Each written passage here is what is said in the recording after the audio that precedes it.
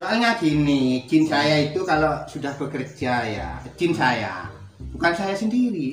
Saya punya anak buah yang namanya jin gitu, yang bekerja. Jadi yang bekerja menjaga kalau usahanya Mbak Sadronya itu laku kan, itu yang bekerja. Kalau jauh takutnya apa? Kekurangan bensin di jalan. Jadi jinnya itu aktif ya? Betul. Itu ya. Ya. Permisi ya, Mbak.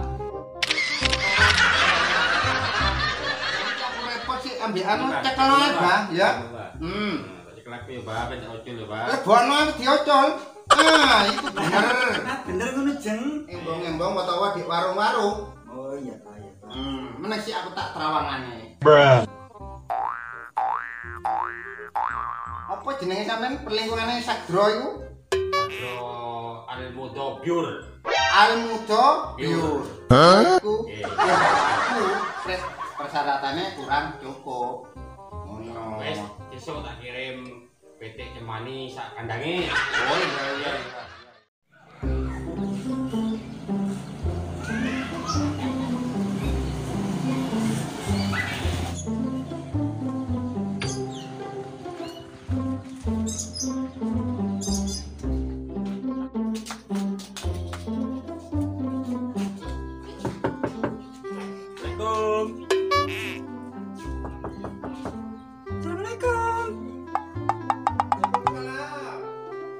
Oh, sampean. Masuk. Masuk.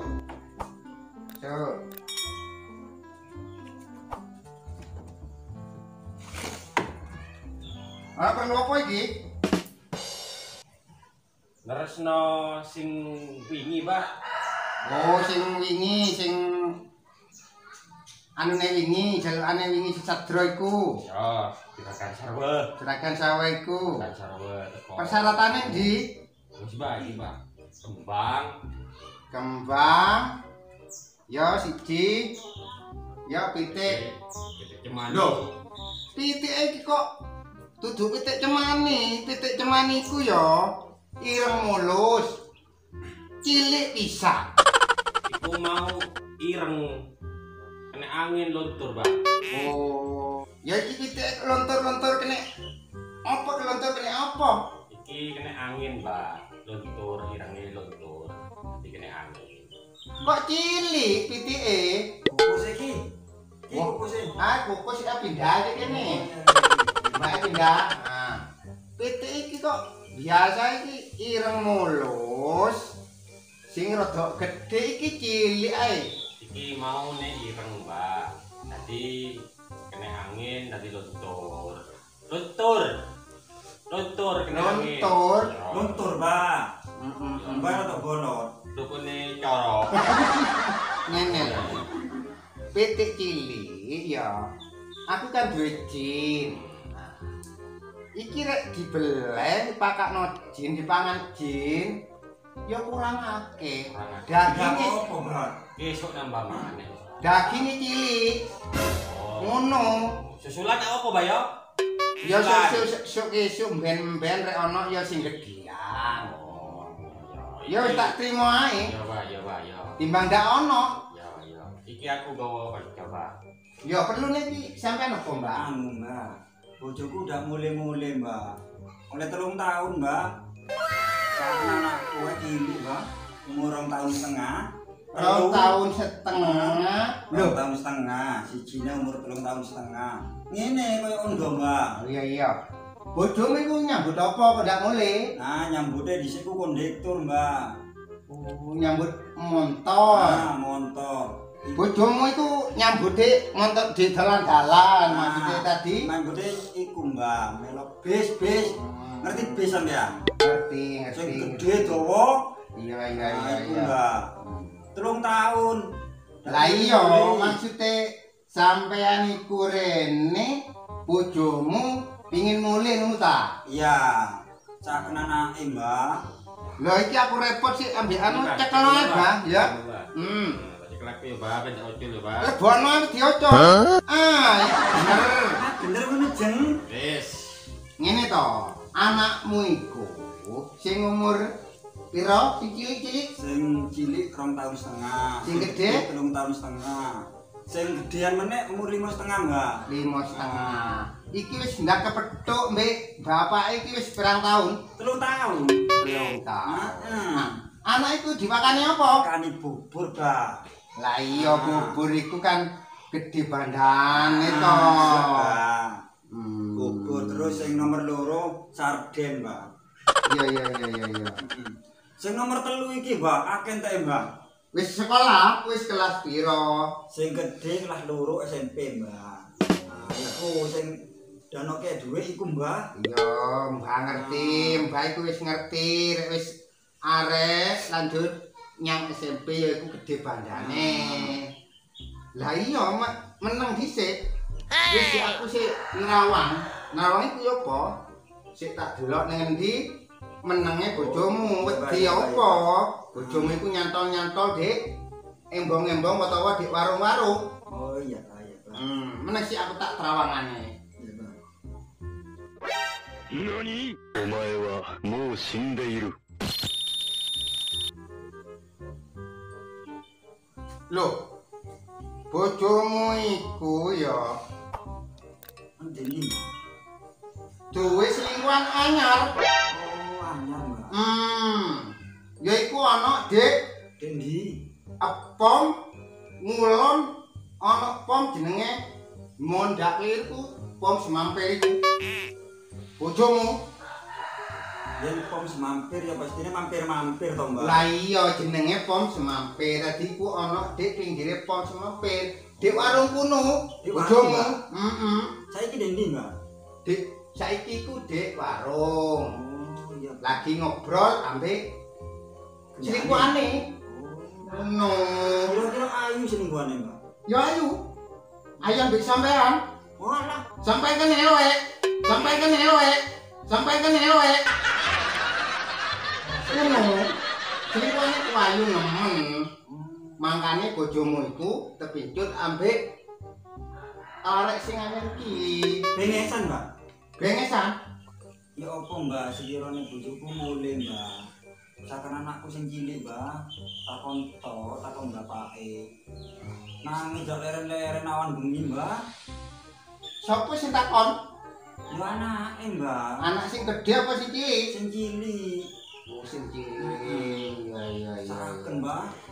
Jenenge banjir banyu motor nggih nangis, Mbak. Iya, aku ngerti. Jenenge bojomu ku sampean ku sapa? Oh, jenenge bojoku, Heeh. Mbak.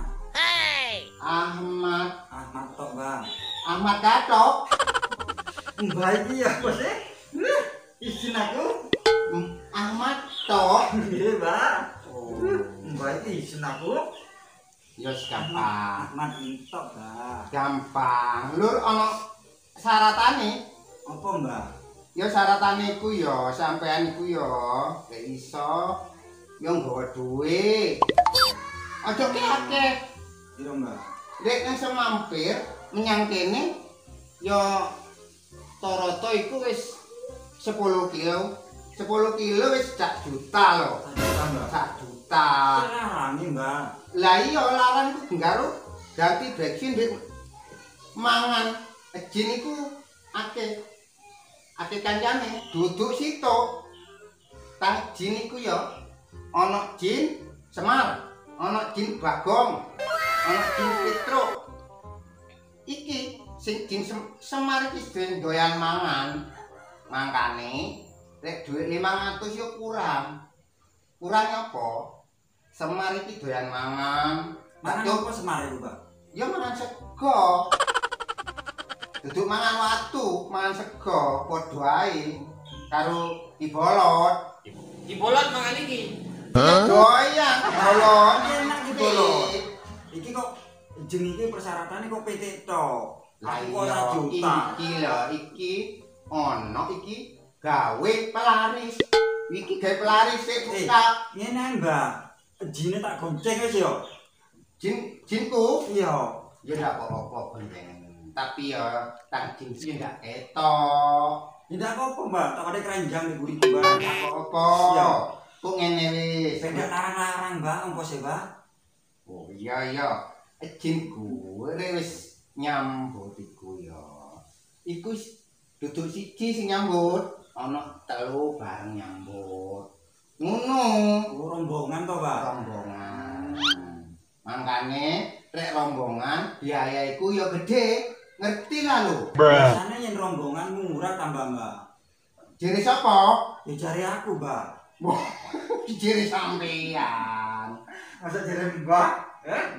Mbak iki ono ae sinau. Ya wis gampang bojomu iku ya tak trawang kinku wis ngomong gampang kinku.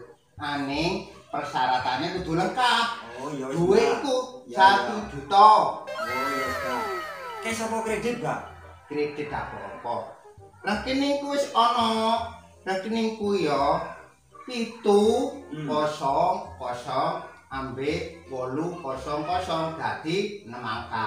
700 to, Mbak. Bener sampean iki pinter. Iya, Mbak, ya, Mbak. Tapi makin pinter iku bojone iku sik lingali sampean. Iya, soalnya aku udah bengesan, Mbak. Iya iku kata iku. Bengesan, Mbak. Ayo. Ane saya kok tanggal piro? Tanggal 1. Tanggal 1.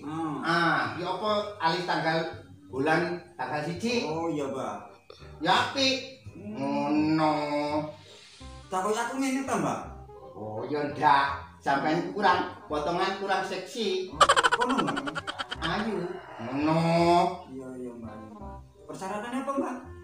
Sampeyan gampang persyaratannya. Duit 1 juta. Oh iya, Mbak. Kredit, Mbak ya. Kredit apa tapi celengi nang rekeningku ya. Oh iya, Mbak. Ini rekeningku. Ini, Mbak. Piro? 800, Mbak. Bener. Iya, Mbak. Rek Mbak iki apa? Nah, nek urusane hadrane aku, sarwane aku ya apa, Mbak? Iki kan wis persyaratannya. Yo ngene persyaratannya sampean iki kan wis lengkap to. Duitku rekeningku wis mari diseni. Iseni Piro? 500. 500 ya cukup wis darak desa sebelah dimai gedan. Iki wis tak anggap. Tapi iki persyaratannya iki PT kurang gede niki. Dinyusul, Mbak. Nyusul ojo koro.